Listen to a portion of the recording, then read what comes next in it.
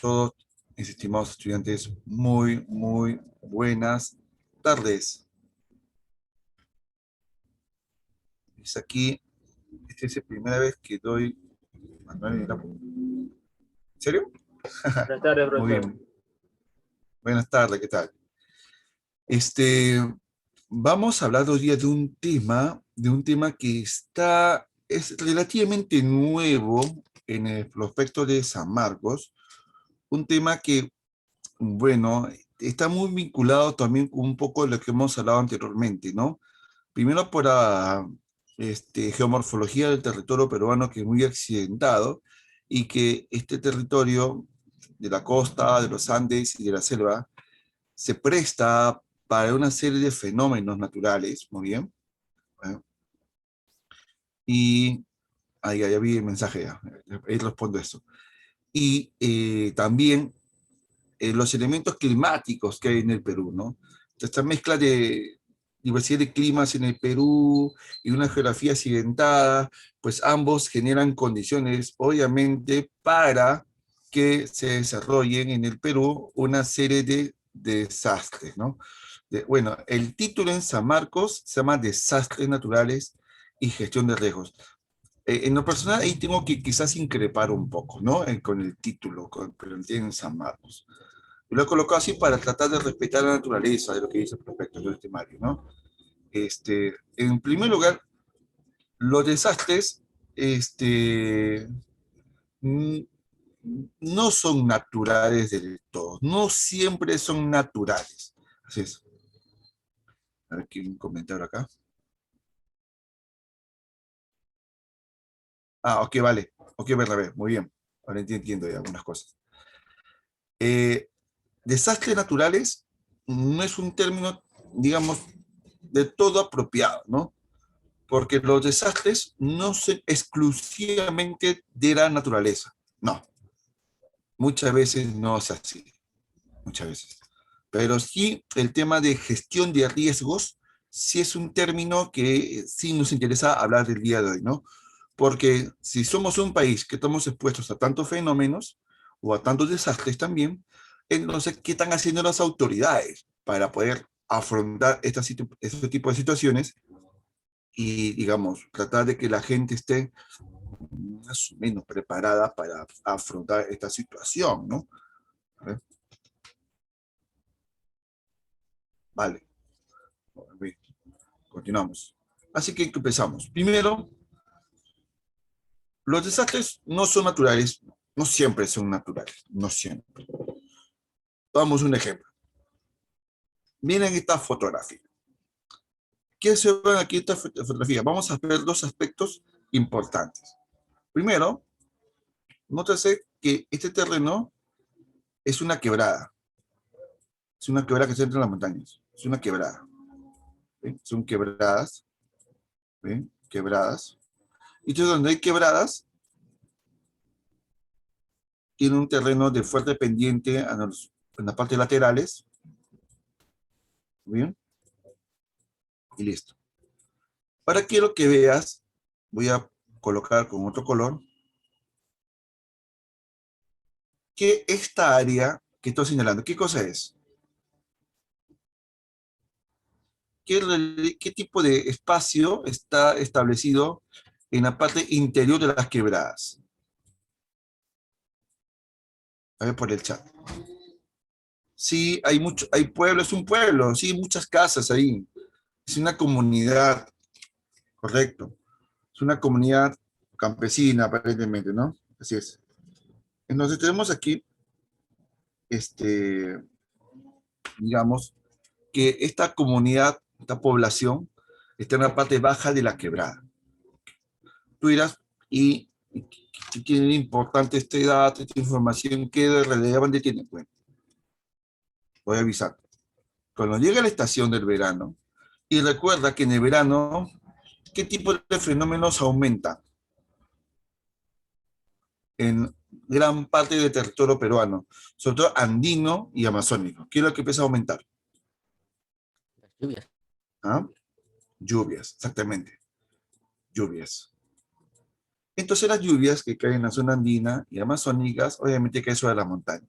Pero esta agua y las lluvias no quedan en la montaña nada más ahí, sino que esta agua que cae sobre las montañas, sobre las estribaciones, las colinas, se va mezclando pues, con tierra, con piedras, y cuando las lluvias son muy intensas, ese material líquido se vuelve un flujo más grande. ¿Y qué va a ocurrir? Va a desplazarse, ¿qué cosa? El flujo de agua, lodo y roca, que la gente, ¿cómo lo llama? Huayco. La gente llama huaico, pero el término correcto es yogya, ¿no? Pero estos huaicos o flujos se desplazan por el interior de la quebrada.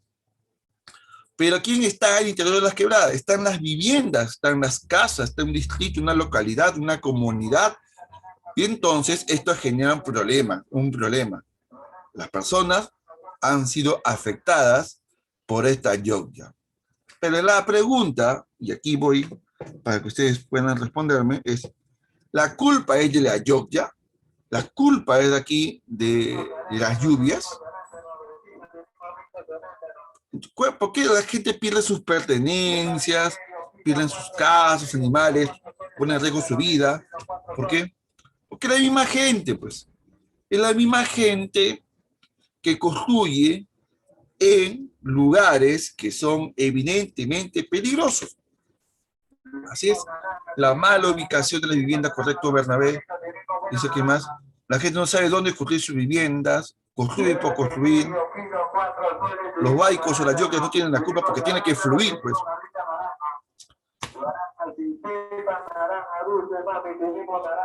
Si algo voy a extrañar es que los naranjeros y los ambulantes que pasan por la calle van a hacer bulla, hacen bulla, y eso es lo que voy a extrañar cuando vamos a las clases presenciales. En fin, muy bien. Ya se salió haciendo naranjero. Entonces, muchachas y muchachos, vemos aquí que pues, el problema aquí no es la naturaleza. Pues. No, así es, así tiene que ser.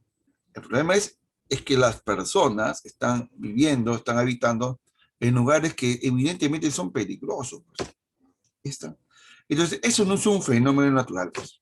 Eso ya es un desastre, porque es causado por el hombre. Así es. Si aquí, muy probablemente próximo año sea presencial, así como vamos la vacunación, espero que siga así.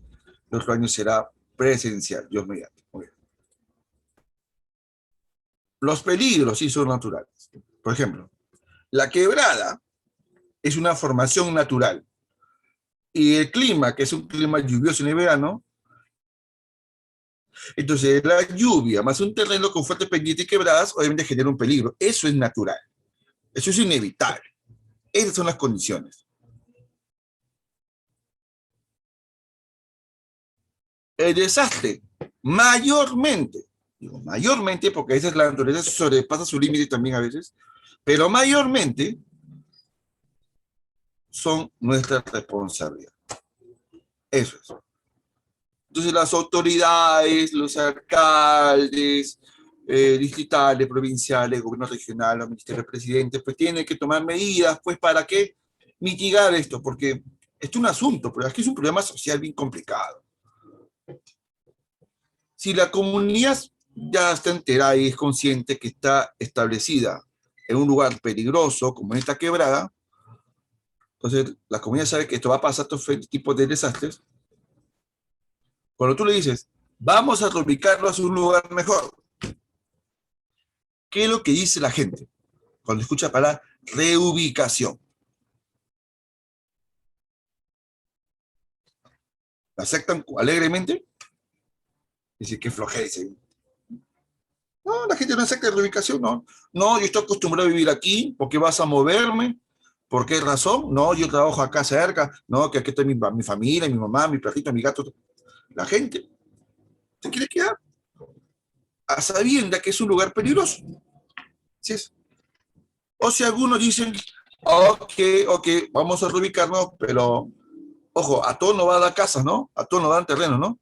Cuando ahí ya viene la viveza de ciertas personas que ya, pues, una viveza, pues, una palabra así más bonita, ¿ya? Porque no se saca una palabra picante. Sí es. ¿Y por qué la viveza? Porque hay familias, me escucha, hay viviendas donde viven hasta 4 o 5 familias. Muy bien. Y cuando las autoridades, y me consta porque soy testigo de esto, le dicen, vamos a reubicar a ustedes, todos ustedes, en un lugar más seguro cuyo predio terreno sea equivalente a las proporciones que están viviendo ustedes. O sea, todos ustedes se mudan en un solo terreno, donde tienen que ahí se van a reubicar y se va a apoyar para que construyan su casa. Y entonces las personas que están en esa vivienda, esas 5 familias, dicen, ah, no, no, no, no. Si nosotros nos vamos, cada uno que tenga su casa, cada uno tenga su previo, cada uno su previo, cada uno su terreno. ¿Qué opinas tú al respecto de esa actitud de algunas personas que exigen reubicación contra que cada familia se dé su propio terreno cuando en realidad todos viven en la misma casa? Ni siquiera es propietario de la casa. ¿Sí? Claro, ni siquiera son propietarios, ¿no? ¿No? Están arrimados ahí. Dice aquí, es ilógico, es tonto. Claro, nosotros entendemos eso que es por sentido común. Eso es correcto, está bien. El sentido común nos dice que eso está mal, pero la gente se comporta así, pues. Así es la gente, pues. Así es la gente. Se aprovecha también. Así que pone condiciones, cuando en realidad no está en condiciones de exigir, cuando obviamente está dando la oportunidad de estar en un lugar seguro, libre de aborto, desastre en el futuro. Así es. Es la viveza de la gente. Aquí me están respondiendo la gente eso, ¿no? ¿O ustedes creen que la gente lo hace de buena fe? ¿Qué piensan ustedes?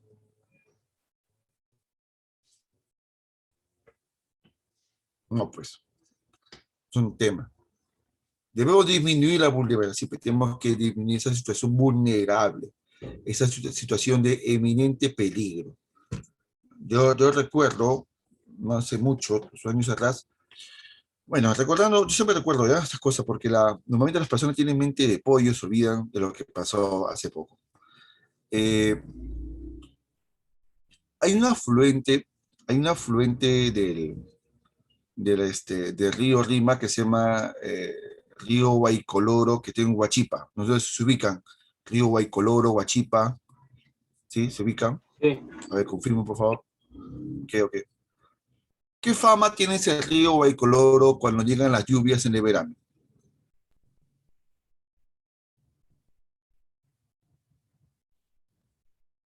Claro, se desborda eso. Se desborda el río cuando llegan las lluvias. Muy bien, cierto. Y gran parte del trayecto del río Guaycoloro está habitado, está con un montón de viviendas que están cerquita, metros más del cauce del Guaycoloro. Entonces, cada vez que ocurre pues, un desborde, que inclusive llega hasta Campoy, un día hace años atrás llegó hasta Vinevi, también a la altura después de Trujillo, increíble, un terrible desborde. Las autoridades de Lima Metropolitana les ofrecieron a toda esta población que está en la parte más afectada donde ocurre este vinete desborde, ubicarlos en un lugar más seguro, ¿no? La gente no quiso saber, no, no, que está aquí mis cosas, aquí está abajo, aquí hay un serie de pretextos, muy bien, un montón de pretextos. ¿Cuánto me da de plata para ir? ¿Qué cosas? Muy bien, listo. Pasó unos años y volvió a ocurrir esto, este desborde, esta inundación. Y la misma gente que no quiso reubicarse decía que nos apoye el gobierno, que nos apoye, que estamos mal en el territorio. Sí, se le apoyó y cuando se quiso apoyar, lo que pasó con la gente, le dijo que no al gobierno, pues. Y está, pues. Y está. Son esas cosas que yo critico muchas veces del peruano, no de todos los peruanos, ¿no? Pero de algunos peruanos. Sí es. Entonces, esa doble moral, ¿no? Ese doble discurso, ¿no? ¿No? Te rechazo el apoyo, ¿no? Pero cuando me acuerdo de desgracia, ahí sí, papá gobierno, ayúdame, ¿no? Y esto se repite todos los años se repite en Lima, en el Perú, en muchas partes del país, ocurre este tipo de circunstancias. Que cuando escucho, y lo veo por los medios, digo, una vez más, esa mala actitud. ¿Qué más tenemos? Diferencia entre fenómeno natural y desastre.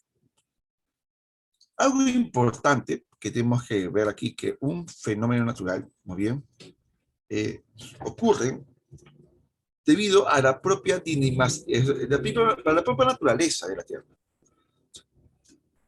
Tienen que ocurrir sí o sí estos fenómenos naturales. La lluvia, viento, tormenta, o sea, tiene que ocurrir dependiendo, ojo, de las características del espacio geográfico, pues, ¿no? Tiene que ocurrir, ¿no? Sí es. Así que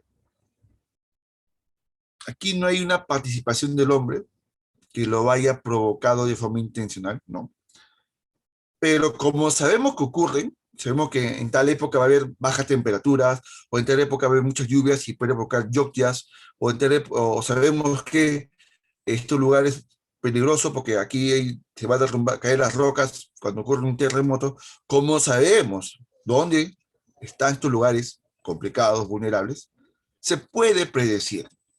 Y como se puede predecir, aquí las autoridades pueden proponer qué medidas, qué acciones se pueden hacer para mitigarlo.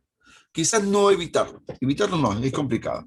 Pero sí quizás reducir su impacto. Muy bien.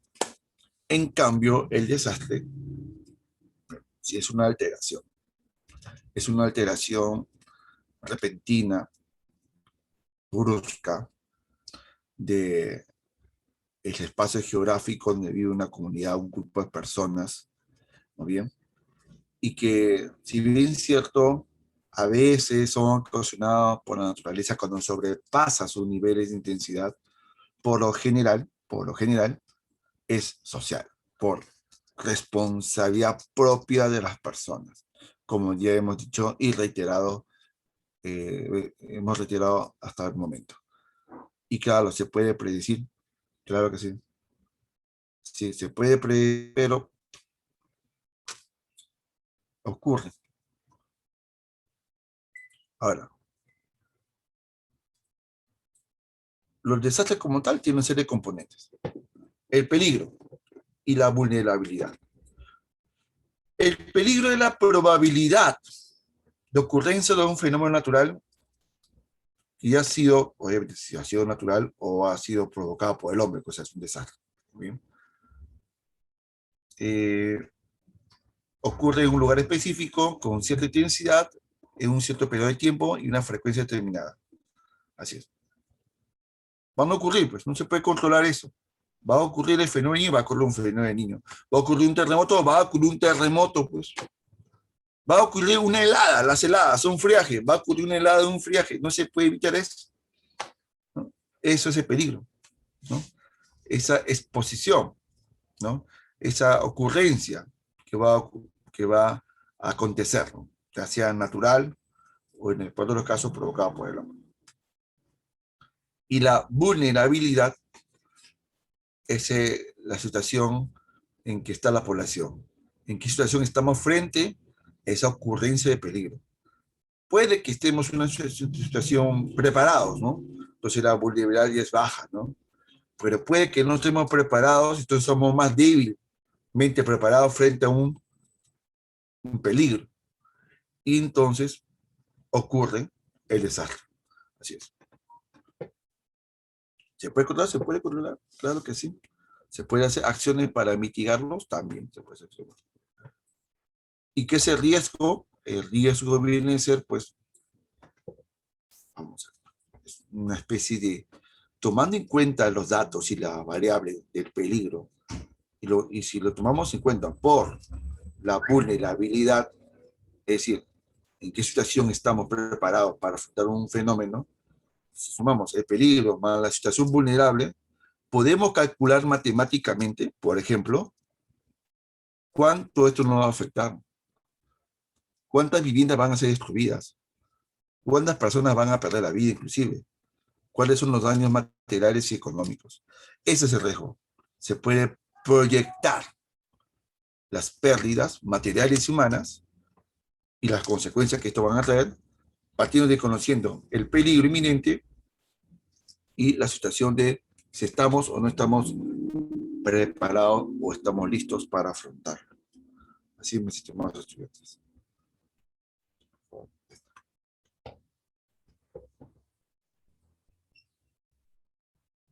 Claro, dice, somos vulnerables a los sismos, por eso debemos prepararnos. Claro, por eso que hay simulacros, pues, porque somos un lugar que es altamente sísmico. Hace poco bueno, pues hemos sufrido un serie de temblores, movimientos sísmicos, que nos ha puesto alerta, y la gente pues ha empezado a tomar un poco más de conciencia y han empezado a elaborar, a equipar su mochila de emergencia, ¿no? Así es. Inclusive aquí en la clase de mi hijo, de mis hijos, en el inicial, también donde la semana pasada ha sido cómo preparar mi mochila de emergencia. Así es, increíble. Ese bacán. Así es. Pregunto, ¿tú tienes tu mochila de emergencia? Ah, ¿ves? Aún no lo preparas. Sí, solo tengo la mochila, falta llenarla. Ah, ya. Sí, con sinceridad, dime, con sinceridad. Uno pone caritas. O dice, no, no tiene eso. Ya, pues. Entonces, mientras menos preparados estamos, más vulnerables estamos. Más vulnerables. Así es. Complicado. No hay que, mi estimada Maylin. No hay que. Hay. No hay, pero sí hay la intención. Pero de las intenciones no se hacen las cosas, sino que de las acciones. Así es. ¿Tú qué prefieres, las intenciones o ya las acciones? Las acciones concretas, pues, ¿no? Claro, para prevenir, para evitar, por supuesto.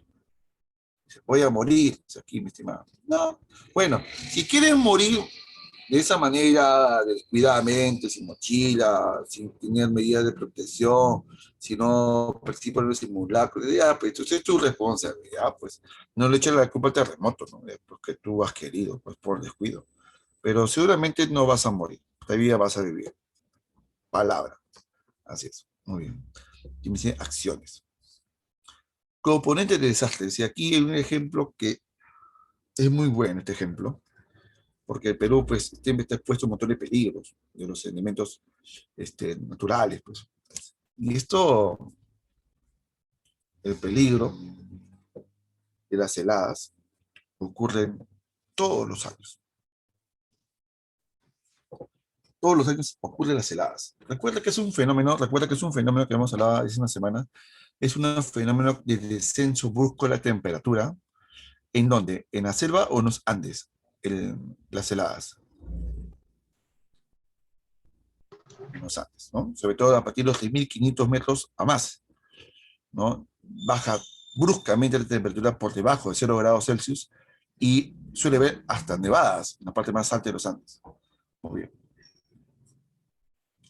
6 °C promedio, ¿sí? Hasta por debajo de 0 durante la noche, las heladas negras sobre todo. ¿Sí? Sabemos que va a haber heladas en la zona altoandina. Muy bien. Eh, Pregunto, las personas que viven en las partes altoandinas son de economías pudientes o son de economías muy precarias.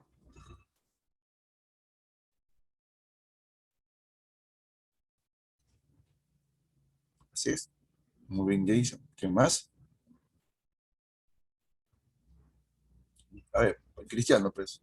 ¿Son personas con plata o son personas pobres los que viven en la zona altoandina? A ver, así, ya, palabras así, más coloquiales. Por supuesto, pues, gente pobre, pobres, que viven de la agricultura, de sus animalitos, básicamente de la subsistencia. Sí es. Yo sé cómo es vivir así. Yo he estado viviendo así un tiempo atrás, hace muchos años atrás, donde todos los días tomas sopa de verdura, nada más, y donde tienes un animalito, una vaquita, o toda flaquita, o un par de ovejas, un par de chanchos, lo vendes y de esa plata esa plata de la venta de esos animales tiene que durarte meses, ¿sí? Tiene que durar meses. Y no es que te paguen mucho, te pagan no mucho en realidad. Así es. Así que el peligro aquí es la helada, este fenómeno natural que ocurre sí o sí, es inevitable, inevitable, va a ocurrir, ¿no bien? Que la vulnerabilidad es la situación en como se encuentra la gente preparada frente a este peligro. Mira aquí las viviendas, mira esta foto, la segunda foto, mire cómo están vestidas las personas. No se ve con claridad que es usted, pero yo he visto aquí la foto que los niños, el profesor tienen yanquis y sin medias. Y está todo con nieve. Pregunto, ¿esta situación, como ven aquí, es de baja o alta vulnerabilidad?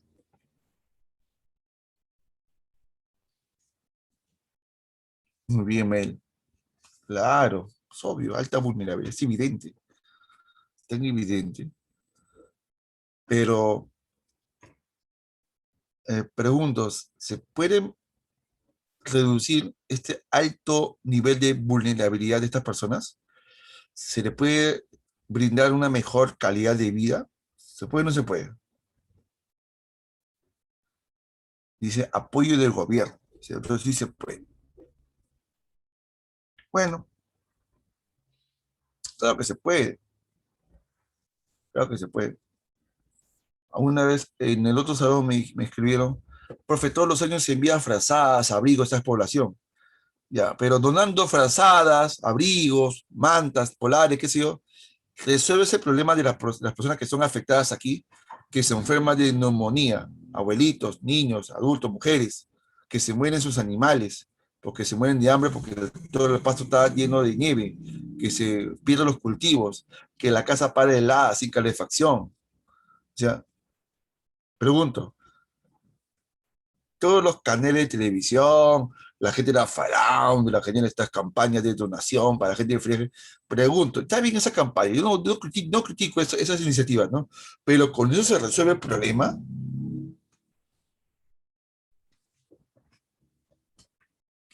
No se resuelve, pues. No, para nada. Ya. Profe, se hacen casas termorreguladoras, como los esquimales. Claro, pues. Y aquí me escribe Emily, debemos usar el gas natural o algo así. Claro, pues. Ahí podemos encontrar una solución para mejorar la calidad de vida de esta población vulnerable y ponerla en una situación mejor. ¿Cuáles son los departamentos que son más propensos a este tipo de heladas? Aquí, Puno, Junín, Arequipa, Ancas, Cusco. Bien. Y el Perú tiene un recurso energético en Cusco, el famoso gas de camisea, que de tan lejos, de lejos, lejos, lejos, lejos, Cusco, llega hasta Lima. Está bien que llegue hasta Lima, está bien. Para la vivienda, para cocinar, para calentar el agua, para el vehículo, para las fábricas, para producir electricidad aquí en Lima. Todo está bien. Pero somos Lima, pues, papá. Somos Lima. ¿Y por qué ese gas natural? No se vende ese gas natural para generar calefacción, calor, calidad de vida a la población del Cusco. Cusco no usan, no consumen gas natural y lo sacan de su suelo. Como decía mi profesor del posgrado, Gerardo Sio, el Perú es el país de los absurdos. Sí, pues, el país de los absurdos. De tu tierra se saca el gas natural y no la aprovechan a su tierra. Para Cusco, y está cerca de Puno, cerca está Huancavelica, cerca está Purímac, cerca está Ayacucho, Junín, para brindar una red amplia de gasoductos y llevar calor a cada una de las viviendas de la gente altoandina y obviamente de las ciudades también. Sí, es un cómico. ¿Quién es un cómico? No entendí el comentario. Ah, el país, sí, pues, el país es un chiste en realidad. Ahí sí, tienes razón, Mary, coincido contigo. ¿Y, ¿Y por qué no lo hacen? La pregunta es, porque los contratos como fueron firmados con las empresas privadas que extraen el gas, la distribuyen y la venden, contratos firmados con el Estado peruano, han sido elaborados contratos desde un enfoque que no está mal, ¿ya? Pero, o sea, no tan justo. El enfoque ha sido el enfoque de negocio. O sea, se ha visto el gas como un negocio. ¿no? Está bien que se ha visto como un negocio. Sin embargo, hasta los negocios tienen responsabilidad social. ¿Sí? Hasta los negocios, las empresas del primer mundo, también tienen responsabilidad social para mejorar la calidad de vida de la población. ¿Sí es? Y esos contratos pues están firmados de esta manera, solamente estrictamente por el negocio. ¿Por qué? Porque las empresas que nos venden gas a nosotros, nos venden a Lima porque sabe que en Lima la gente puede pagar por el recibo de gas y qué sé yo, y punto. Y eso que es un monopolio, que es una sola empresa que hace eso, no hay competencia. ¿Muy bien? O sea, podemos pagarlo mucho más barato. La vaina está. Y entonces vender gas a gente que vive en las zonas altoandinas, gente que son pobres, de escasos recursos, para la empresa privada no es negocio, pues. No es negocio. ¿Por qué? Porque son gente pobre. ¿Cómo van a pagarme eso? ¿Cómo lo van a pagar ellos? Entonces, no lo ven, pues, no lo ven. Ahora, el asunto es, aquí tiene que ingresar el Estado. El Estado tiene que subsidiar, se tiene que apoyar económicamente a esta población, la más pobre de Perú, para que tenga acceso al calor y al gas natural. No para que lo tenga gratis, no, no, no. Aquí no quiero, y aclaro aquí, no es que la dé gratis a la gente, no. Tiene que pagar, pero obviamente algo totalmente simbólico y de acuerdo a la realidad de la economía de estas familias que son pobres. Pague simbólicamente, pues, 5 lucas, no sé, algo justo. Porque tampoco hay muchos ingresos económicos, pero tienen que pagar algo, alguito al menos. Y el resto tiene que ser subsidiado por el Estado. Ahora me dice, profe, ese es comunismo. Acá aclarar que el subsidio no es comunismo, ¿ya? Te voy a dar 2 ejemplos de subsidios que hay en 2 partes del mundo, uno en el Perú y uno afuera. Hace poco por acá están pasando las personas de la empresa Cálida que han estado dando volantes informando a la población de que la familia que quiere instalar su gas natural a su domicilio, es a un precio bastante accesible, ¿no? Es decir, solamente pagan la instalación de las tuberías, que dependiendo de la edificación, pues es un costo X, pero ya no pagas el medidor, ya no. Y yo pregunté, ¿y por qué yo no pago el medidor ya? Porque antes se pagaba el medidor, se pagaba un huevo de plata. Y dije, no, ya no se paga el medidor. ¿Por qué no se paga el medidor? Porque el medidor está subsidiado por el Estado. El Estado peruano asume el valor del medidor para que más familias con ese ahorro puedan tener gas en su casa. Es un subsidio. ¿Y eso es ser comunista? No. La gente no sabe qué decir que es comunista. La gente no tiene la menor idea qué significa el comunismo. Y tampoco tiene la menor idea qué es capitalismo. En serio. Tiene un ejemplo más de subsidio. ¿Usted ha escuchado alguna vez del estado de Alaska?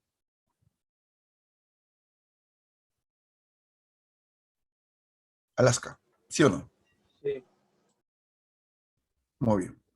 Alaska es un estado de los Estados Unidos. Jason, sí, es una de las 50 estaditas que tiene los Estados Unidos de América. Muy bien, Alaska. Muy bien, Alaska. Alaska, ese estado que está en la parte más norte de Norteamérica, tiene muchos bosques, mucha nieve también, mucho frío, pero es una zona, es una región muy minera. Se saca petróleo, se saca oro también, hay mucha actividad minera y la minería también trae consigo qué cosa. ¿Qué elemento negativo trae la minería, muchachos?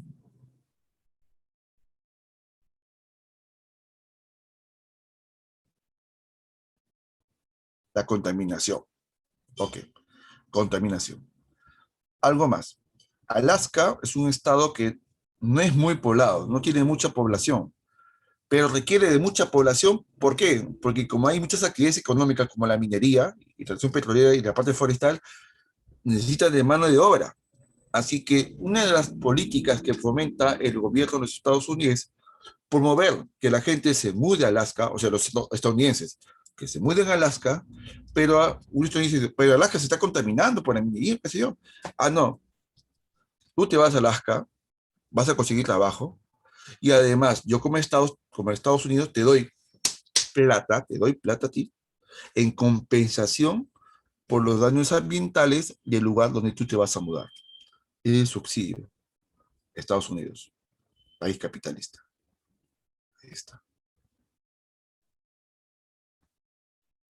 Entonces, es necesario siempre que el Estado participe o intervenga en algunos elementos importantes, porque el rol del Estado, no se olvide, es generar bienestar a la población, del Estado que sea en el mundo, fomentar bienestar en la población. Y estando aquí en un país con tantos peligros y población altamente vulnerables a distintos fenómenos naturales, como este caso de las heladas, pues el Estado tiene que participar aquí, pues, llevando gas, que debería asumir.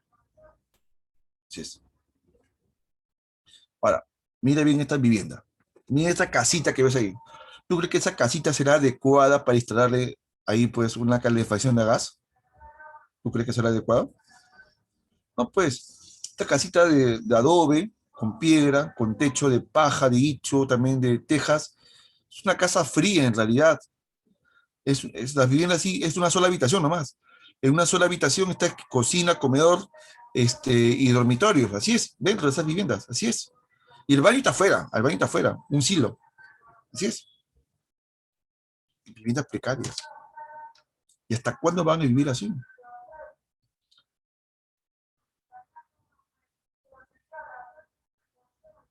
Yo te digo que te pueden vivir más personas, mi hija. Así es. Ahora, te pregunto, ¿el Estado peruano tiene algún ministerio que se llama Ministerio de Vivienda y Construcción? ¿Sí o no?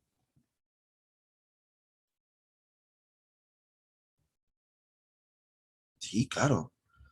Existe un Ministerio de Vivienda y Construcción que en los últimos 15, 20 años ha estado fomentando proyectos de construcción de condominios, de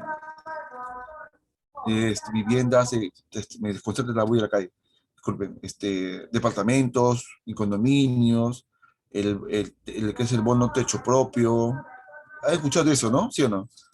Pero justamente estos bonos, techo propio, mi vivienda, de promover pues, la construcción de departamentos y casas para la población, están hechos de la mano con quién. El Estado da un subsidio, un bono, de la mano está cooperando aquí las empresas privadas, que son las constructoras, y los bancos, que son los que aprueban los créditos hipotecarios.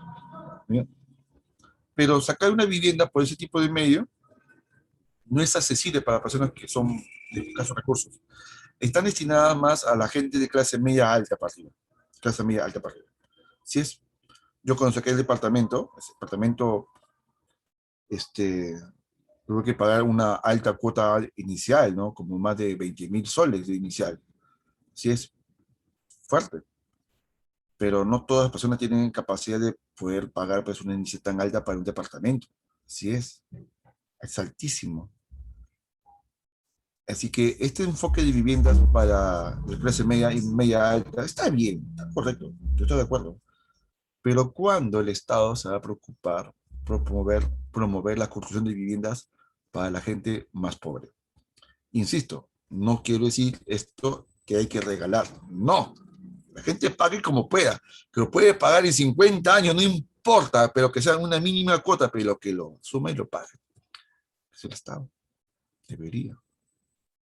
¿Y te imaginas la cantidad de empleos que se fomentaría con la construcción de casas para áreas rurales, casas construidas con lo mínimo básico para tener calidad de vida, con calefacción, con agua y desagüe? ¿Te imaginas la cantidad de ingenieros civiles que tendrían chamba para hacer los proyectos? ¿Te imaginas la cantidad de mano de obra que participaría aquí en obreros, ¿no? En construcción civil? ¿Te imaginas la cantidad de empleo que fomentaría a todos los que son los promotores sociales para informar a la población pobre para poder acceder a este tipo de vivienda y qué sé yo? Un montón de empleo, un montón, por supuesto. Pero la realidad dice, y que desde hace casi 200 años nos ha ido demostrando que parece que la población de escasos recursos van a seguir así, hasta que nadie haga, hasta que alguien se diga, vamos a hacer esto una vez. ¿Sí? algún día, como dice Nero Mama. ¿Eh? Así que van a seguir estando en situación vulnerable esta población, muriendo gente, niños muriendo de neumonía todos los años, a vista y paciencia de las autoridades, van a ir aquí los hospitales mal equipados, con poco personal, está pues el Perú. ¿Bien? Y los riesgos, mira, tomando en cuenta los peligros y la vulnerabilidad de la población, se puede estimar pues, la cantidad de gente que está enferma, se va a exponer, viviendas afectadas, y de los costos económicos que esto tiene también. Esos son los riesgos. Dice aquí el bicentenario. Sí, el bicentenario, que tengo mi propio enfoque de ver el bicentenario en realidad, ¿no? Un enfoque no triste. Aquellos que les gusta un poco de historia de Perú, pues sabe que no hay mucho que estar orgulloso de la historia del país. No muchas cosas enorgullecen. Más bien ha sido la historia de puros conflictos internos, ¿no bien? De mucha desunión, de intereses, mucho pugna de poder e intereses. Yo creo que esta historia, este bicentenario, nos tiene que llevar a reflexionar que de aquí adelante ya no debemos hacer lo mismo que el pasado. Ya no, ya no. Que debemos no olvidarnos, no, sí recordar, para que no se repitan los errores del pasado. Que ahora en los últimos tiempos están volviendo a resurgir pensamientos retrógradas, gambonalistas, aristócratas, clasistas, borgonistas, esas vainas que simplemente generan más desunión al país, sino vernos como peruanos, no como peruanos, no como enemigos. Olvídese de las camisetas políticas, que son vainas, mirarnos como peruanos, que el peruano de Miraflores es tan peruano como el peruano de Chaupalca, una comunidad campesina huancavelica. Sí, es tan igual que el peruano que vive pues en el Alto Purus, sea igual como un peruano que vive, por ejemplo, en Arequipa o en Trujillo, donde sea. Así es. Tenemos que no permitir que ciertos pensamientos, como dice aquí, neoclasistas, ahí está, neoclasistas, se arraiguen, ¿no? Y peor aún que se arraiguen gente pobre, gente de clases populares como nosotros. O sea, me parece ridículo realmente que una persona de barrio del Agustino se alucine clasista. Pucha madre, Ina, clasista. Ese es el colmo, ¿sí? Se llama enajenación total. ¿Sí es? ¿No? Total. Y también de los pitucos, que se alucinan, no todos, algunos, que no sé, pensamientos de todos tenemos de cholo de dinero, de chino, de todos tenemos de todo aquí en el Perú. Todos estamos mezclados con todos, así es. Somos peruanos primero, peruanos somos, punto. Así es. ¿Eh? Disculpa que me haya desviado el tema, pero eso más te trae, cuando hablamos de bicentenario, me hace evocar ese tipo de cosas para la reflexión, y eso le dejan a ustedes, que también reflexionen el caso. Reflexionen y saquen lo principal de todo, saquen sus propias conclusiones. Sí. No me crean a mí, no me crean a otra persona, no. Ustedes crean lo que están ustedes informándose. La información que ustedes conscientemente van a poder sacar su propia conclusión. Crean ustedes mismos. Un esquema más. Mira, aquí hay un dibujito ya. Si con esto no queda claro, ya entonces estamos graves. Aquí pone el peligro, las rocas que están ahí en el cerro. San Juan de Gancho, Huaycán, Independencia, el Agustino, las rocas que están en las partes altas de los cerros. Es un peligro. ¿Por qué? Porque un temblor ocurre y estos ruedan, en caso de las viviendas. Entonces, el peligro son las rocas ahí. La vulnerabilidad, las viviendas que justamente tienen la trayectoria, pues las rocas van a rodar. Complicadísima situación. El riesgo, los daños que esto se va a cuantificar y se va a medir. Los daños, ese es el riesgo. Muchachos, ¿ya quedó claro la explicación de los componentes de un desastre? ¿Sí o no? Ya, perfecto, gracias, gracias. Muy bien, genial. Y aquí este cuadro es que es una tabla que maneja aquí los especialistas, donde dependiendo de los niveles y grados de intensidad de riesgos, de peligro y vulnerabilidad, identifican áreas con más o menor peligro o riesgo, ¿no? Ahora, sobre los peligros, vamos a clasificar de la siguiente manera. Hay peligros de origen natural, evidentemente que sí, y hay peligros de origen antrópico. ¿Sí es? Como de origen natural, provocado por la geodinámica interna. Quitemos ahí, sismos. Claro, los sismos son causados por las fuerzas internas en la Tierra, tectonismo, vulcanismo. Por lo general son las principales causas que generan movimientos sísmicos. Y que cuando esto ocurre en el fondo marino, puede provocar maremotos, tsunamis. ¿Bien? No se pueden predecir, no se pueden predecir. No se puede predecir cuando va a un terremoto, menos una erupción volcánica. ¿Se puede predecir un maremoto, tsunami? Pregunto.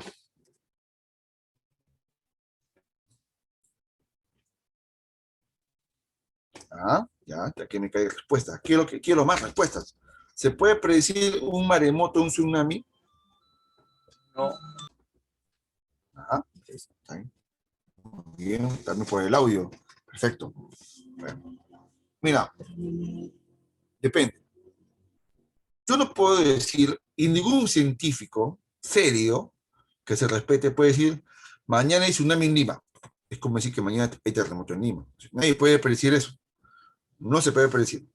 Sin embargo, sabemos de que si un sismo de grandes magnitudes, un terremoto, ocurrió cerca del litoral o debajo del mar, lo que sí sabemos es que según la información obtenida, las poblaciones que están cerca de la costa, después de este terremoto, tienen de 15 a 20 minutos para evacuar, para alejarse del mar o ir a zonas o lugares más elevados. Es decir, yo no puedo predecir a largo plazo o cualquier momento que va a haber un maremoto, un tsunami, pero sí puedo llegar a la certeza que después de un terremoto cerca del litoral va a haber un maremoto dentro del tiempo de 15 a 20 minutos después de este fenómeno telúrico. ¿Quedó claro eso, muchachos? ¿Quedó la explicación, sí o no?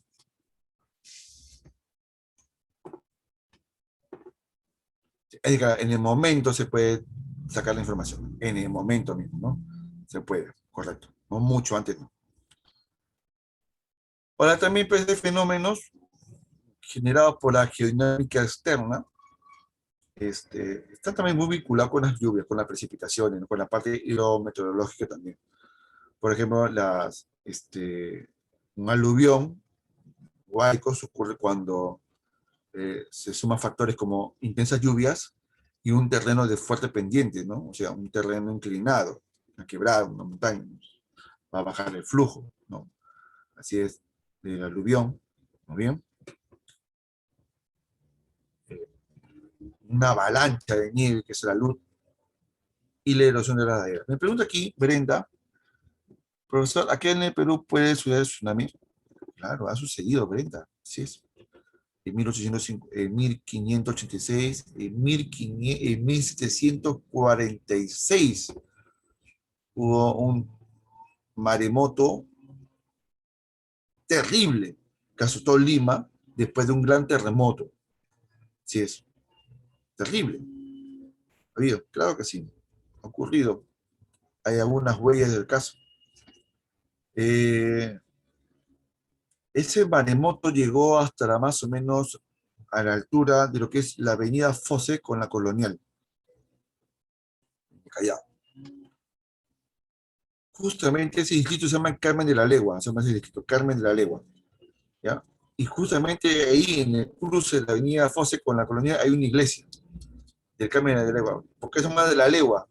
Porque una legua llegó a alcanzar el impacto del tsunami en aquella época. Sí. Historia. Ahora, siempre los maremotos están ligados con terremotos cerca de la costa, ¿bien? Algunos me dicen aquí, pero en China es más frecuente los maremotos. A ver, cuéntame uno que ocurrió hace poco. A ver, todo el mundo dice China, China, China aquí, China allá. Es más, la palabra maremoto o la palabra tsunami es una palabra japonesa que significa ola de puerto. Y es que quizás el país que ha sido azotado más históricamente por tsunamis o maremotos ha sido Japón, más que China. Así es. La altura puede variar, puede variar. Las olas de un tsunami normalmente en alta mar son de baja altitud y cuando llegan a las costas, dependiendo si es un terreno de poca o de fuerte pendiente, en el zócalo, pueden superar fácilmente 10, 20 metros de altitud, dependiendo del terreno. Así es. Sí. Justamente vamos a ver un cuadro sobre eso. ¿Qué más? Fenómenos hidrometeorológicos y oceanográficos. El famoso fenómeno de Niño. A ver. ¿Cuál es la principal característica del fenómeno de Niño? ¿Qué pasa con el mar? ¿Se enfría o se calienta? Se calienta. Se calienta mucho el mar. Genera mucha evaporación. Y esta gran evaporación que produce nubes que van a dar origen a lluvias torrenciales. Lluvias que van a caer sobre las partes costeras de la costa peruana. Lluvias torrenciales tan exageradas que van a provocar, dice aquí, inundaciones. Sí, inundaciones. Pero mientras eso pasa, también alteraciones climáticas provocadas por el Niño es que en la zona sur del Perú hay sequías. Y está también, pues, elementos climatológicos también, otros fenómenos de índole más climatológico, el friaje y las heladas. De todo eso vamos a volver a repasar ahora que un poco más adelante con la clase. Y también se considera como fenómenos de origen natural a los biológicos, de las epidemias, de las plagas. Y las epidemias, ya pues, las epidemias a nivel más pequeño. Epidemia cuando una enfermedad azota a un país entero o a dos países y ahí se controla, ¿no? ¿No muy bien? Pero lo que estamos viendo hoy día, desde el año pasado, no es una epidemia. ¿Qué cosa es?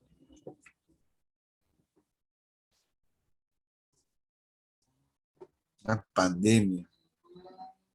Una pandemia. Que ya es a nivel global, ya. Es a nivel global. Que sobrepasaron todos los niveles. Son muy pocos lugares en el mundo donde aún no ha llegado el bicho este. Muy pocos. La mayoría de ellas son pequeñas islas, en realidad.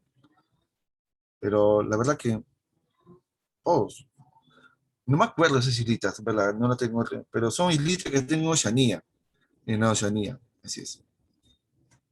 Pero ha rebasado, pues, todo lo que pudimos haber imaginado esta pandemia. Ahora, biológico, porque obviamente, pues, es- este tipo de virus, que se ha estado en la naturaleza, ¿no? Bueno, hay hipótesis, ¿no? De cómo surgió este virus, ¿no? Una de las hipótesis más fuertes que en China, ahí sí agarramos el tema de China, que la gente ahí ve que se alimentan de animales exóticos, pues, ¿no? Como los murciélagos, ¿no?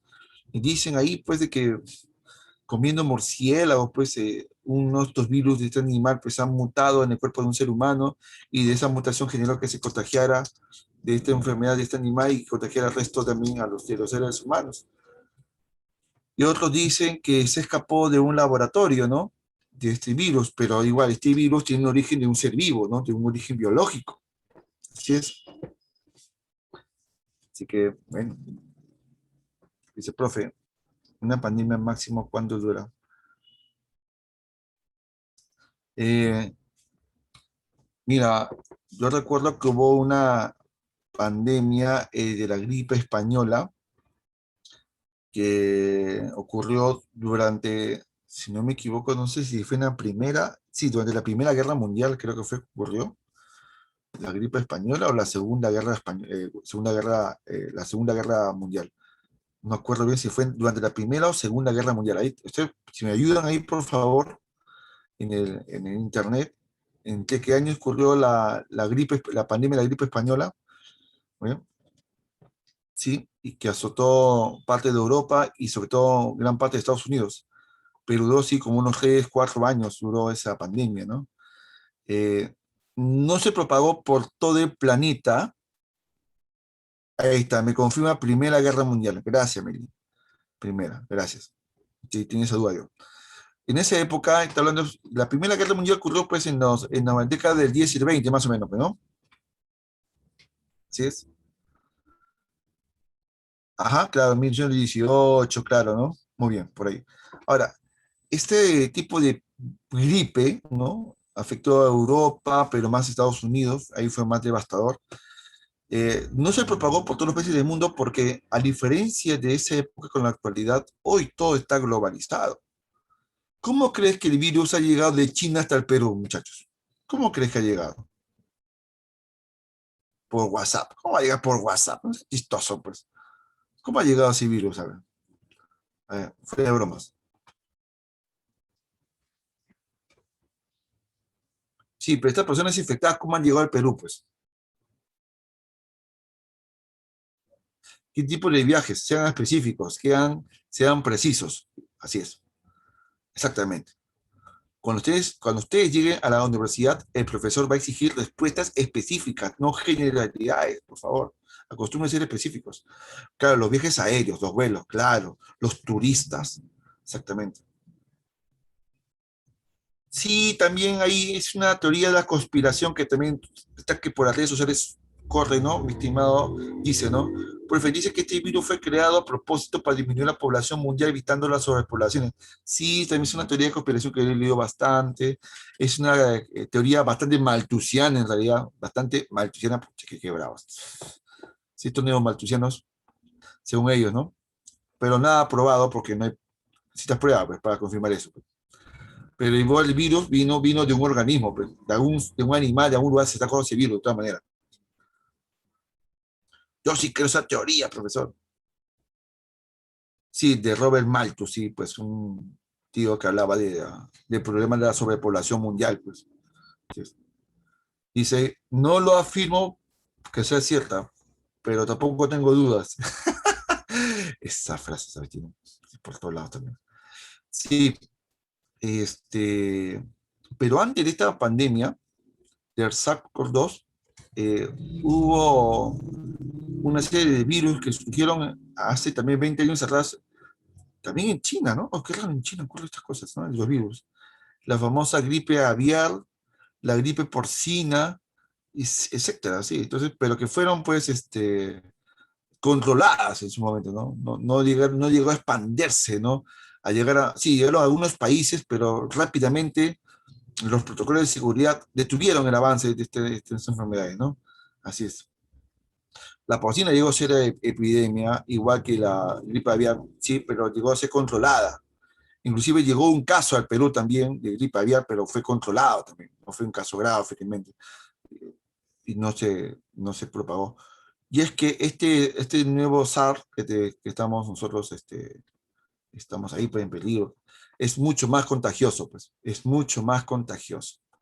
Y ahora con sus variantes, ahora con la variante Delta, mucho más contagioso, ¿no? Así es. El virus fue detectado como por diciembre del año 2019, claro, por ahí. Y fue oficializado como pandemia, ya fue oficializado en enero prácticamente, del año del 2020. Y a los meses, cuarentena en Perú y en el mundo entero. Nos cambió la vida totalmente. Nos cambió la vida. Si no estuviéramos aquí, en esta clase virtual, no estaríamos en aula, más chévere en la aula y por acá, ¿no? Pero no, estamos aquí. Nos ha cambiado toda la vida. Volveremos a la normalidad, pero pregunta aquí, este, No lo sé. Yo espero que sí. Extraño muchas cosas realmente de la vida normal. Pero espero que sí. A manera como la gente se vaya vacunando más y más y más. Y así se puede evitar más contagios. Sí. Me perdí mi última danza, me perdí mi viaje de promoción. Sí, muchas personas. Sí, me quedé sin promo. Sí, la promo COVID. Sí, pues la promo COVID, pucha, man, cierto. Muchos planes se postergaron también. Económicamente nos afecta también a muchos. A mí también económicamente me ha afectado bastante. Tenía planes para sacar mi grado de magíster y pues, los intereses económicos bajaron y me cuesta más ahora ahorrar. Así es. Y así muchas personas nos ha afectado. Cuando pasé la pandemia, eh, cuando pasé la pandemia, decía que me sentí de sobrevivir con una pandemia negativa. Bueno, quiero ese comentario. Pero ya pasará. Esperemos que el otro año las cosas estén controladas con la vacunación de más y más personas. Ojo, esto no quiere decir que en algún momento, bueno, no quiere decir que nunca lo vamos a enfermar. En algún momento lo vamos a enfermar del bicho esto. En algún momento vamos a enfermar, sí. Es inevitable. Ya ese virus ha llegado para quedarse aquí, para quedarse. Ha venido para quedarse. Así que esta vacunación no va a ser pues la única vacunación, sino que vamos a tener la obligación de vacunarnos todos los años. Así es, para reforzar la inmunización. Y recuerde qué significa inmunizar, que te puede venir en biología en San Marcos. ¿Qué significa inmunizar? ¿Que el virus no te va a dar o el virus sí te va a dar? Te va a dar igual, pero sin embargo, no vas a generar un cuadro grave. Te va a dar, pero ya o sea, te va a dar pues, algo más leve, no tan chocante, y no te vas a pues, ir a una situación crítica donde vas a depender pues, de un oxígeno en el hospital, qué sé yo, ¿no? Así es. Claro, está presente, claro, todo el mundo de COVID, exactamente. Ustedes tienen familias que le han dado COVID, que ustedes le han dado COVID. Yo todavía a mí no me han dado, hasta donde sé, no creo que lo he tenido. Pero algún día me dará, pero como a otros también lo dará. Y espero que nos agarre, pero vacunados. Vacunados. Así es. Eso es la epidemia. Y también hay peligros de origen antrópico, claro, provocado por el hombre. Fíjate. Una práctica muy mala que hace el hombre en las zonas rurales es queman bosques. La quema de bosques es una barbaridad. ¿Por qué razón? Porque queman bosques para convertirlos, estas áreas, en campos de cultivo, para hacer chacras, para la ganadería, para convertir terrenos para el ganado. Y el problema de quemar los bosques, aparte del grave daño ecológico ambiental que genera en la producción de CO2 y también el atentado contra una gran cantidad de especies de flora y fauna, es que el fuego, bueno, normalmente no es controlable y el fuego se expande a terrenos, a áreas más alejadas donde se ha empezado el incendio intencional. Si no recuerden, creo que fue en el año 2019, sí, en el año 2019, hubo incendios en Australia, ¿te acuerdas? Los canguros, los koalas, hasta que literalmente se estaban quemando. ¿No recuerdan esas imágenes terribles, impactantes de Australia? Los incendios forestales. Muchos le dicen, calentamiento global, sí, pero también el hombre lo provoca, pues, también. Y también los incendios que ha habido aquí forestales en la Amazonía, en Sudamérica, que ha afectado a Brasil, a Bolivia, y estaba muy poco de llegar al Perú. Sí es, los incendios. Derrame de sustancias químicas. Mira, un ejemplo aquí local. El río Rímac nace de lo innovado de Tuco y Paca, unas lagunitas que están aquí en la parte alta, cerca de Ticlio, ¿no? Misma Cocha, por ahí están unas lagunitas. Este nace el río Rímac. Por cierto, no sé si este año, pero tengo que volver a regresar allá. Yo estaba en la cita del mismo río Rímac, ¿muy bien? He bebido el agua del río Rímac. Lo he bebido. El agua del río Rímac en su naciente es cristalina, limpia, pura, más rica, más pura que agua San Mateo, muchachos. Si es pura, nace el agua del río Rímac. Limpia, que no lo creas, aunque te cueste creerlo. Sin embargo, medio kilómetro más abajo, ya empieza el problema. ¿Qué hay medio kilómetro río abajo? Desde el origen del río Lima, medio kilómetro más abajo que hay. Contaminación minera. Sí, empresas mineras que descaradamente arrojan sus tóxicos al río Rímac. Así es, descaradamente. Y no es una compañía minera, son muchas compañías mineras a lo largo de toda la cuenca del río Rímac. Sustancias químicas tóxicas, cancerígenas, venenosas. Ay, por Dios. El progreso económico es primero. Hay tanto progreso económico, pues ahí está. El progreso económico tiene que ir de la mano con el también desarrollo sostenible, quiere decir, con el cuidado también del medio ambiente. También. Qué bueno será plomo, es mercurio, arsénico, es veneno, veneno literal, cancerígeno. ¿Sí? Es creíble. Y nomás cerca del río Clima, nada más. Y podemos mencionar pues, los ramos de petróleo, que hay en la selva peruana, el oleoducto no peruano, cuántas veces ha tenido un derrame de petróleo afectando el ecosistema amazónico de la cuenca del río Marañón. Claro. Derrame de petróleo en el mar también, en otras partes del mundo. Hace poco, en el Golfo de México, viste unas imágenes impactantes. Fuego, fuego literalmente en medio del océano, en el Golfo de México.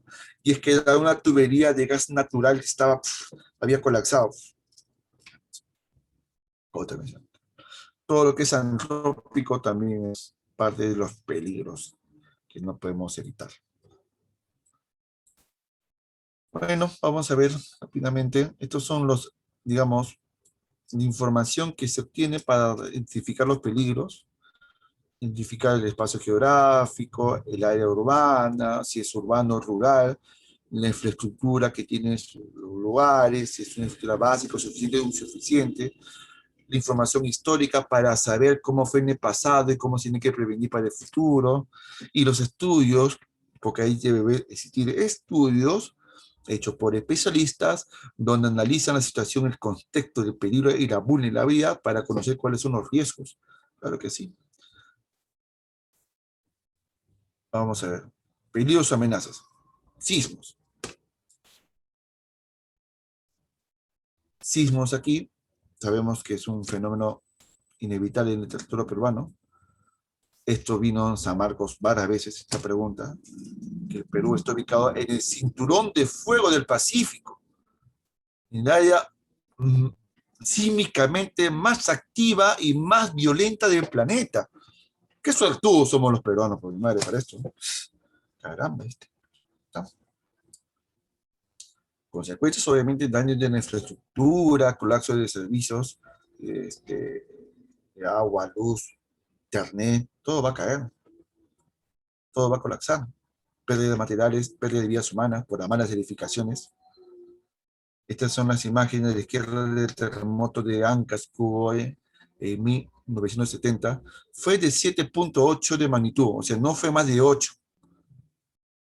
Pero sin embargo, la precariedad de las viviendas que están hechas de adobe, mal construidas, no era sismo resistente, más un aluvión que vino consigo del experimento de un pedazo de cornisa de Huascarán que desbordó la laguna de Ñanganuco y arrasó ese aluvión, todo, casi toda la ciudad de Yungay, con casi todos sus habitantes, generó pues uno de los sismos con mayor cantidad de pérdidas de vidas humanas.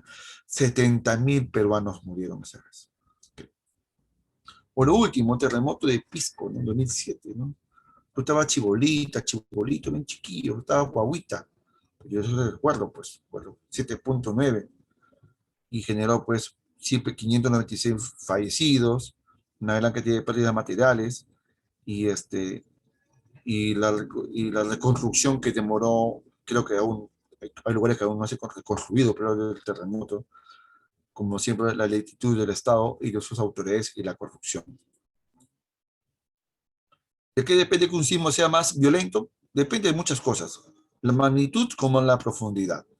Si es un sismo de baja magnitud y está a poca profundidad, va a pasar como un sismo que pasó hace un mes atrás.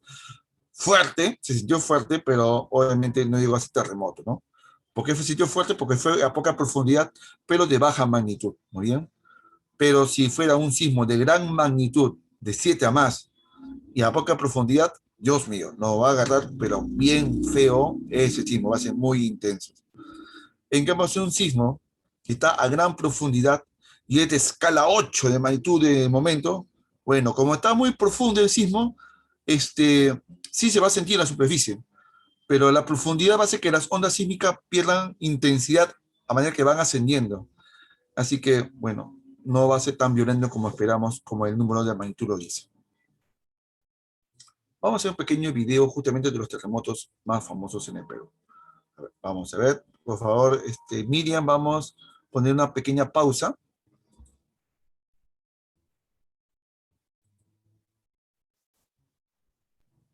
Digamos, una manera de cómo se puede predecir los sismos.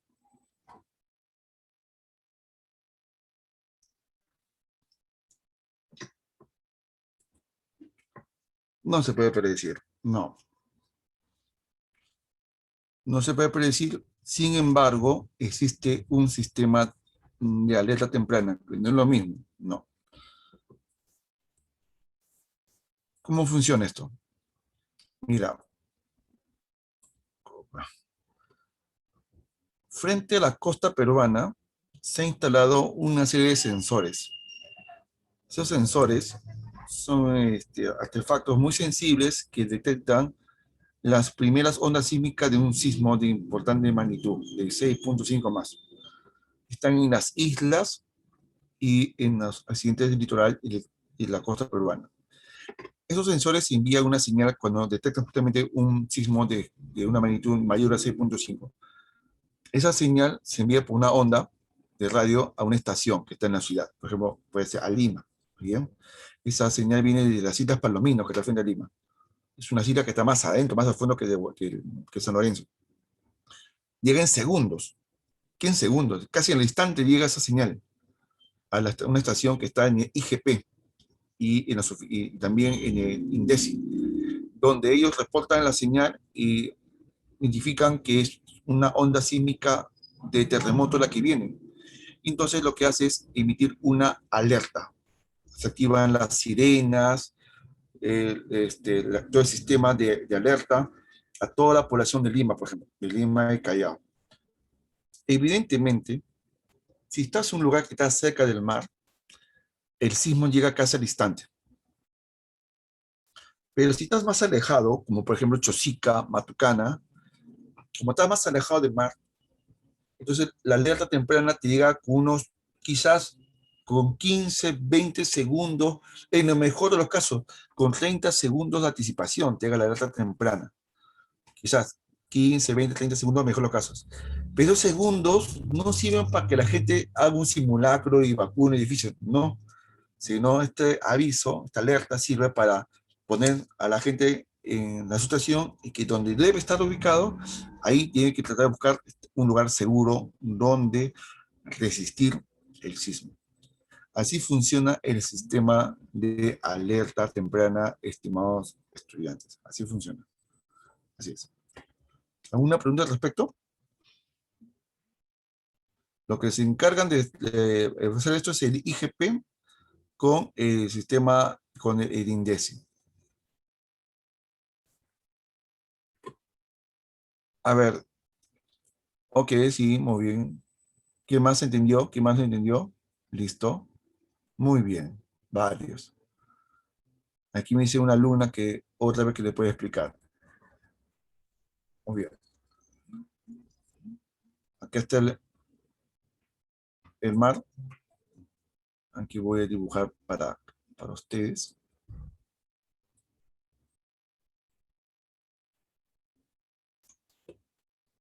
Muy bien.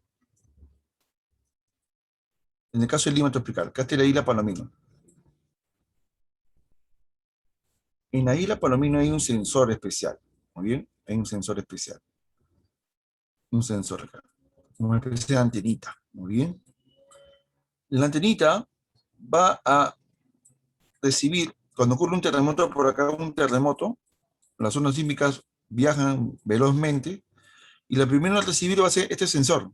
El sensor se activa y envía la señal a una estación que está en Lima, una estación que dirige P y el INDECI, casi en el instante, recibe la señal. Y a partir de ahí, esta institución, como está conectada con los distintos tipos de sirenas, instrumentos que están ubicados en edificios públicos en toda Lima, va a emitir la señal de alerta que viene el sismo y que ya llegó, por supuesto. Desde luego, de que si tú vives en el Callao, por ejemplo, o en Miraflores, las zonas sísmicas ya llegan primero, pero ya se lanzó la alerta. Así que para las personas que están más alejadas de la zona donde se originó el sismo, la alerta temprana llegará un poco antes que lleguen las ondas sísmicas. Y eso lo que le ayuda es a ponerse a buen recaudo en un lugar seguro para resistir el sismo. Así es como funciona el sistema de alerta temprana que este año me parece que se culminó o se está culminando de instalar en todo el litoral peruano. ¿Quedó más claro, mi estimada Meli? No, Mel.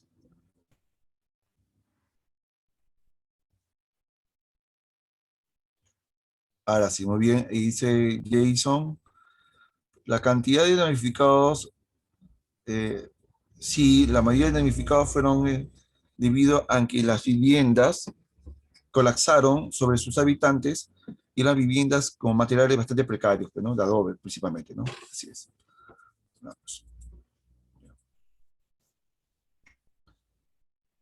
Como te había dicho un momento, un maremoto o un tsunami, también se llama así, es cuando el terremoto ocurre en el fondo oceánico. Por ejemplo, el terremoto que nos espera aquí en Lima y Callao, de 8 a más de magnitud, va a ocurrir justamente en la fosa marina del Callao, la fosa central donde choca la placa de Nazca Sudamericana. Ese brusco choque va a provocar que haya un desnivel oceánico donde las aguas del mar se contrae hacia el fondo, donde se originó el sismo, y después esa agua retorna de forma violenta, arrasando con las ciudades o poblaciones que están en el litoral. La altura y el grado de tsunami puede variar, ¿no? Por ejemplo, aquí hay una escala según Weigel, ¿no? Ahí tiene un grado de tsunami desde 0 hasta el punto 4, ¿no? Donde la ola máxima puede ser hasta mayor de 30 metros de altura, ¿no? Así es. Y puede extenderse hasta más de 500 kilómetros de largo en la línea de la costa, muy, muy adentro. Esto me recuerda al tsunami que hubo en Indonesia hace como 15, 20 años atrás. Hasta una película ahí, me parece, ¿no? Que arrasó con muchas ciudades, con muchas islas en la zona de Oceanía.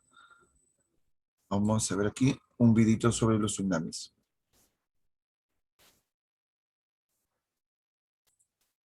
Vamos a poner pausa, mi estimada, por favor. Miriam, ponemos pausa.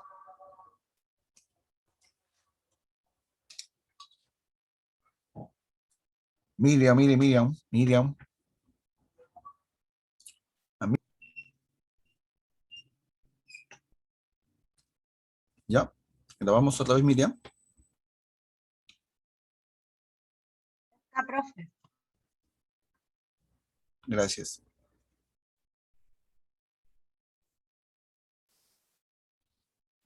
Qué grave, ¿qué pasa? No está grabando.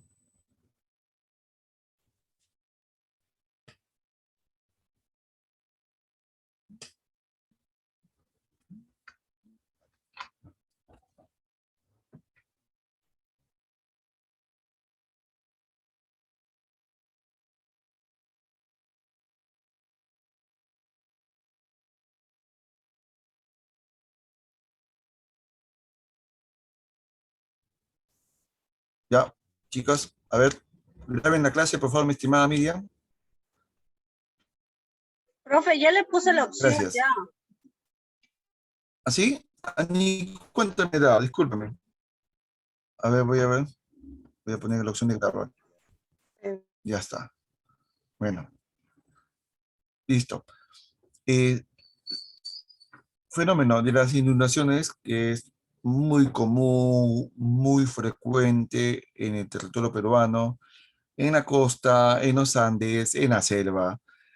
Básicamente es porque los ríos tienden a desbordarse, sobrepasar su capacidad de caudal, de aforo, debido a muchas causas. Puede ser provocada principalmente por el exceso de lluvias, precipitaciones que llegan principalmente durante la estación del verano, y también por causas accidentales, cuando una represa, un reservorio ha sido dañado y el agua sale pues, de forma incontrolable, etcétera, o deslizamiento después que había una montaña sobre el cauce de un río que ha generado un embalsamiento de un lago, como se llaman estos lagos, eh, un lago de barrera, ¿no? Que esos tienden a desbordarse también violentamente. Eso ocurre siempre en el país, generando grandes afectaciones a las poblaciones, pérdidas materiales, también a veces pérdidas humanas, cuando es cosa ya muy fuerte. Y inclusive hay algunas inundaciones que son provocadas también, digamos, por, por cosas que no tienen que verse con la naturaleza. No se recuerdan ustedes, muchachas y muchachos, creo que fue en el año 2019, me confirman, por favor, sí, sí fue en el año 2019, que una parte de San Juan de Lurigancho, muchas calles, fueron inundadas por agua y desagüe. ¿Quién recuerda esa historia, esa noticia, ese evento? No por los huaicos. No, no, no, no era por los Huaycos, era una zona que no era, no era cerro, era una parte en que la tubería de desagüe, de agua, se había colapsado, se había roto, se había salido todo, y calles y calles y calles habían sido inundadas de agua y desagüe. Sí, es también, dice, es una noticia que tuvo damnificados, tuvo en la prensa, la información. Sí, sí, aparte de la lluvia que cae por el lado de Jicamarca, aparte de eso, sí. Entonces, sí recuerdo que también puede haber algunas inundaciones colapsadas, bueno, fue ocasionada por colapso, ¿no? De redes de aguas y desagüe también. La sequía es todo lo contrario, pues, ¿no? Es la ausencia de lluvias por periodos largos de tiempo, por varios meses, perjudicando tanto a la población por la carencia de agua potable que es esencial para vivir. Definitivamente afecta también a los cultivos, a la actividad agrícola, a la ganadería, que los animales ya no tienen forraje ni pastos para alimentarse, sobre todo si son animales como las ovejas, como las vacas, etcétera.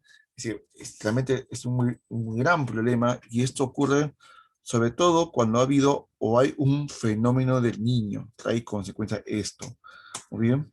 Pero también se generan sequías también, no solamente por el fenómeno del niño, sino también generada por alguna anomalía climática que genera un desbalance hídrico en las precipitaciones estacionales. ¿Eh? ¿Está? Y esto pues, genera desabastecimiento, pues si se afecta la agricultura, la ganadería, pues los productos agrícolas van a disminuir su producción. ¿Y qué pasa cuando los productos agrícolas disminuyen su producción? Sube su precio, pues, se encarecen y no llegan pues también pues del producto como una espera, pues, ¿no? Viene afectado por la sequía, ¿no? Productos más pequeños, más marchitos, de poca calidad, etcétera. El friaje, que recuerda que es un fenómeno que ocurre ¿en dónde, chicos? ¿En los Andes o en la selva? El friaje.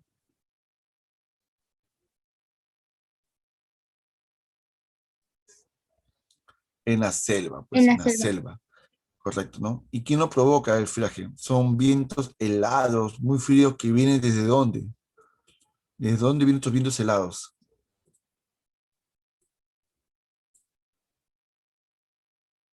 Desde la Antártida, pues. desde la Antártida viene y llega hasta la selva peruana. Usted viene tan lejos, viene, sí, pues. ¿Impulsado por quién? Porque aquí hay un anticiclón de vientos llamado el anticiclón del Atlántico Sur, que impulsa estos vientos fríos hasta que llegue hasta lugares tan lejos como hasta la región de Loreto, y generando pues bruscos descensos de la temperatura en una región que normalmente se caracteriza por tener climas tropicales, es decir, de elevadas temperaturas, con precipitaciones, pero aquí pues estos friajes ocurren todos los años, bien, desde los meses de mayo hasta septiembre, coincidiendo con la fiesta de San Juan. Así es. Y como bien hemos hablado hace un momento, las heladas, pues son aquellos fenómenos que ocurren en la zona andina, de los 3.500 metros a más, como hemos hablado extensamente de este tema. Ocurren también en los meses entre mayo hasta septiembre, en que los cielos están más despejados y la gente dice, estamos en verano, estamos en invierno. Están despejados y hace que el calor se escape al cielo y baje bruscamente la temperatura en la noche, llegando hasta por debajo de 0 grados Celsius, generando en la noche la famosa helada negra, la que quema literalmente de frío los cultivos, genera grandes pérdidas económicas. Y cuando ocurre la helada en el día se llama helada blanca, que no es tan perjudicial porque si bien la helada blanca, las plantas se congelan, como ven en la foto, el día, el calor del sol rápidamente después lo se congela y no hace una mayor afectación a los cultivos. Pero sí, pues los animales se mueren cuando caen nevadas y las nevadas hacen que los pastos naturales desaparezcan y los animales se mueren de hambre y se debilitan, se enferman y también generan problemas respiratorios en la población en general. El fenómeno de niño que ya le hemos también mencionado hace unos momentos, que tiene que ver pues con el ascenso de la temperatura del mar debido al ingreso de aguas tropicales de la corriente del Niño, producto del debilitamiento de los vientos alisios. Entonces, esto genera que el agua del mar se caliente, se perjudica la pesca de la anchoveta, que son destinados para la producción de harina de pescado.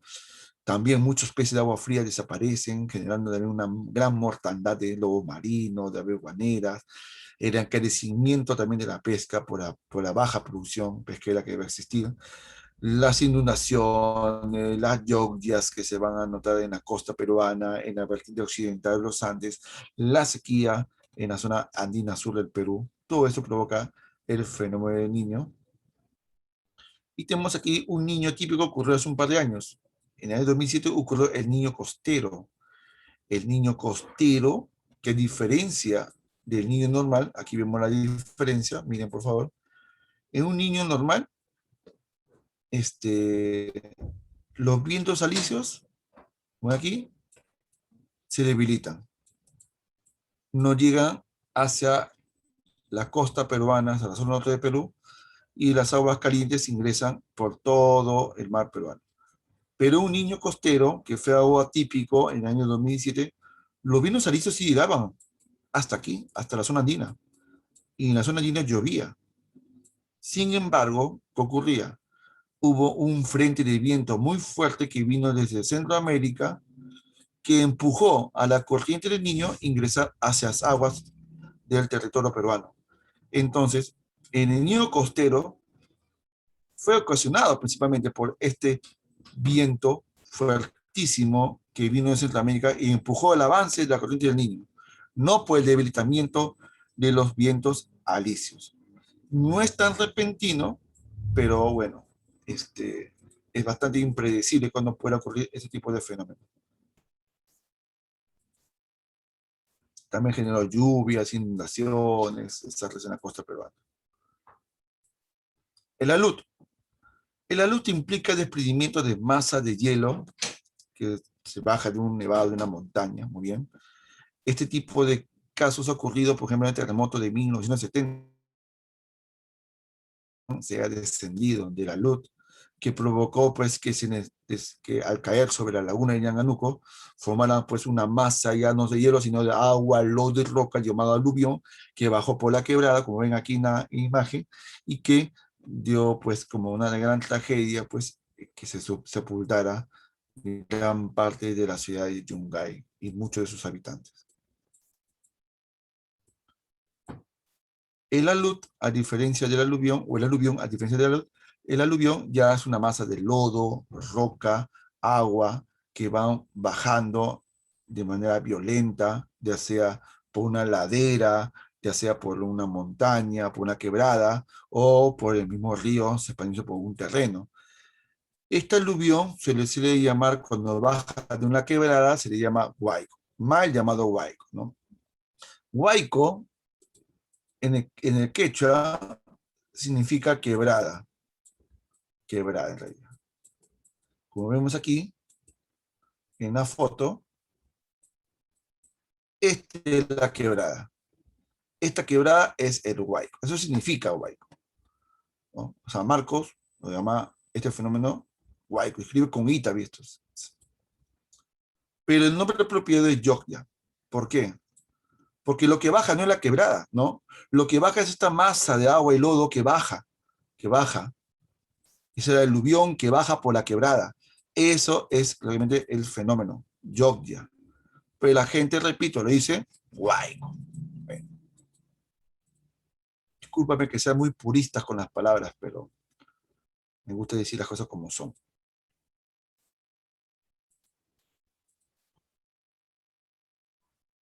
Vamos a ver aquí cómo baja una Yogya en una quebrada, tantas en la región, en el distrito de Chosica. Así es.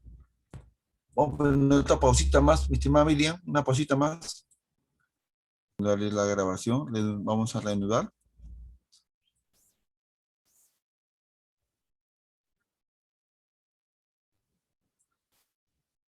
Ahora, entremos al punto importante que es lo que es la gestión de riesgo de desastres, ¿no? Es decir, proceso social en donde lo que se busca es que conjuntamente con las autoridades es buscar la manera de cómo preparar a la población para prevenir y afrontar este tipo de eventos y minimizar su impacto. Por eso que en las gestiones de riesgos de desastres intervienen aquí muchas instituciones, o sea, interinstitucional, que un esfuerzo sinérgico, descentralizado, porque no solamente en Lima, sino están vinculados también con todos los gobiernos locales a nivel nacional y también promueve la participación de la ciudadanía. Este Sistema Nacional de Gestión de Riesgos de Desastres, mis estimados estudiantes, tiene la finalidad de identificar justamente y reducir esos riesgos coordinados de forma estratégica. Bien, este ente está vinculado con el Ministerio, con la Presidencia del Consejo de Ministros. Y sus entes ejecutores son dos. El Centro Nacional de Prevención, Estimación y Prevención y Reducción de Desastres, llamado CENEPRED, y el Instituto Nacional de Defensa Civil, INDECI. Ambos son entidades ejecutoras del SINAGEL, el sistema. Bien.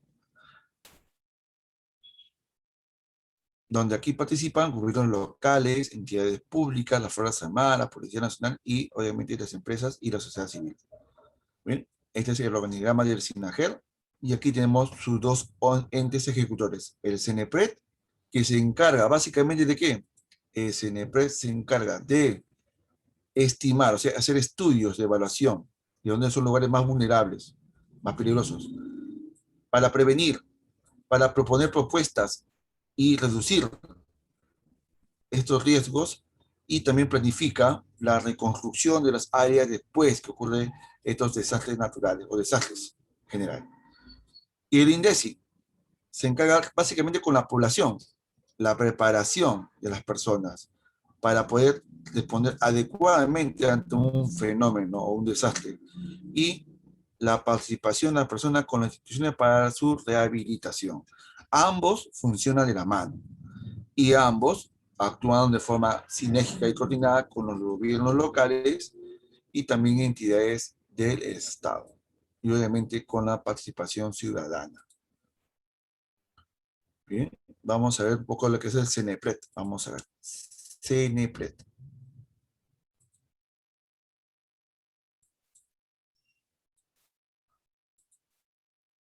Ponemos una pausa, Miriam. Son los últimos videos nomás. No, pone... Tengo que cambiar de máquina ya. Listo. Vamos resolviendo la dirigida, amigas, amigos. Aquí está acá. Ah, están comentando aquí sobre una pared que se cayó por el yoga que... Sí, presagio será, sí, seguro que es presagio. Sí. Vamos a ver. En la pregunta número 1 dice, el nuevo gobierno asumirá, bueno, este nuevo gobierno que está asumiendo, tiene que tener conocimiento de todo lo que cómo funcionan todas las actividades del Estado. Y esto obviamente no es la excepción, porque es un país que siempre se suelta presupuesto para tratar de rehabilitar, hacer obras, qué sé yo, por el tema de los desastres. En caso del CNPRED, tiene pues las estimaciones y los pronósticos que están y tiene que estar al tanto de acuerdo a la realidad del país. Ojo, lo que hace el CNPRED es hace todas las estimaciones, identificando cuáles son las zonas vulnerables del país, recogiendo información histórica del pasado y cómo se puede proyectar esto para evitarlos, pero de acuerdo a nuestro país, de acuerdo a nuestra realidad. No se puede tomar ejemplo de otros países porque otros países tienen otras condiciones sociales, atmosféricas, climáticas, etcétera. Así que la clave aquí, la respuesta es la clave D, porque me pide cuál no tiene consistencia o coherencia con las funciones del CNPRED. Y aquí habla de que estudios, experiencias de países vecinos, no necesariamente, no necesariamente. En la número 2, hace 2 días, la reportera de un canal de televisión informó muy temprano sobre un sismo de 7.6 que había registrado la ciudad de Ica. Por tanto, un estudiante de la Academia APU, al escuchar esta noticia, se preguntó cuál será el órgano encargado, responsable de la Red Nacional de Alerta Temprana. Recuerda que hay dos instituciones que se encargan de la red de alerta temprana. El IGP es uno de ellos, el Instituto Geofísico de Perú, ¿y cuál es el otro? Recordará que es el Instituto de Defensa Civil o INDECI. Repetido.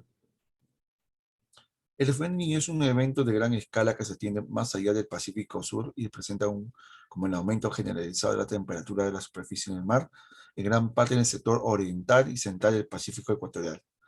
Asimismo, la disminución de la presión atmosférica en el Pacífico Sur oriental, la costa sudamericana, etc. Teniendo así conocimiento, podríamos atrevernos que este nombre de conocimiento del fenómeno del Niño sería llamado también oscilación del sur o oscilación del Pacífico del Sur. Clave Anita. La número 4. Lima es una ciudad altamente vulnerable, según el Manual de Evaluación de Riesgos Originados por Fenómenos Naturales, elaborado por el CNPRED.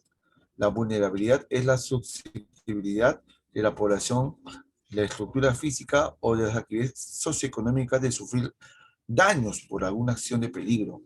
Los factores que inciden básicamente en eso, ¿cuál sería? Ya sea por una amenaza natural o por la misma vulnerabilidad de las edificaciones. La clave A. Con la finalidad de prevenir, mitigar el impacto de las lluvias que se intensifican en los meses de verano, el Sistema Nacional de Gestión de Riesgos de Desastres, o sea, SINAGER, a través de sus órganos técnicos, viene ejecutando tareas específicas como ¿qué? Primero, identificar y monitorear cuáles son las áreas más vulnerables, formular tareas de preparación antes del inicio de las lluvias y también disponer acciones y respuestas de rehabilitación. Más no se encarga de enjuiciar a las autoridades que no han hecho bien sus obras o han invertido bien su dinero, el dinero del Estado para prevención. Eso se encarga del Ministerio Público, eso no. En la número 6, esta pregunta nos habla de este fenómeno de las heladas. Y sabemos que las heladas afectan mucho a la población que está en la región andina. Básicamente, aquí lo que se busca en este informativo es que el gobierno está distribuyendo el kit de abrigo y vacunarse contra enfermedades respiratorias como la neumonía, ¿no? Prepárate, vacuna a los niños, usa mantas, infórmate con los datos que da Defensa Civil, etc. La 7, el INDECI tiene como funciones frente a la preparación de respuesta y rehabilitación y señala la premisa que no corresponde a estas funciones. ¿Cuál no corresponde? Pues ninguna, porque todas son correctas. Todas son funciones que corresponden al INDECI. En la número 8, Debido a la constante desastre de origen natural que presenta cada año, el CNPRED ha venido coordinando la formulación e implementación de de la política nacional en el plan de la gestión de riesgos del desastre. Coordinación mencionada identifica las universidades que presentan funciones de órgano. Recuerda que es un organismo interinstitucional, se tiene que vincular con gobiernos locales, con municipios, también con entidades del Ministerio de Salud, con el Ministerio también de Educación para fomentar más información en las escuelas, etcétera. Aquí la respuesta sería la clave A. El friaje, recuerda que es un fenómeno climatológico que afecta a la región amazónica, que es básicamente viento que viene impulsado desde la zona de los vientos anticiclónicos del Atlántico Sur. Y justamente se da en la temporada de la fiesta de San Juan, que es en la mitad de año, en invierno de San Juan. Y la 10, el fenómeno del niño, pues las lluvias, las las inundaciones, afecta a los cultivos, a la agricultura, afecta a la minería porque los puentes y carreteras se bloquean, no sale más mercadería a los mercados ni productos mineros al extranjero, se interrumpe el turismo, también afecta la pesca, afecta muchas actividades económicas a nivel nacional, de las cuales que la respuesta más obvia, ¿cuál es? La clave, la B de bebé. Listo. Muy bien, chicas y chicos. Nos vamos dejando, son las 2:05 de la tarde y nos vemos la próxima semana, Dios mediante. Cuidarse mucho, muchachos.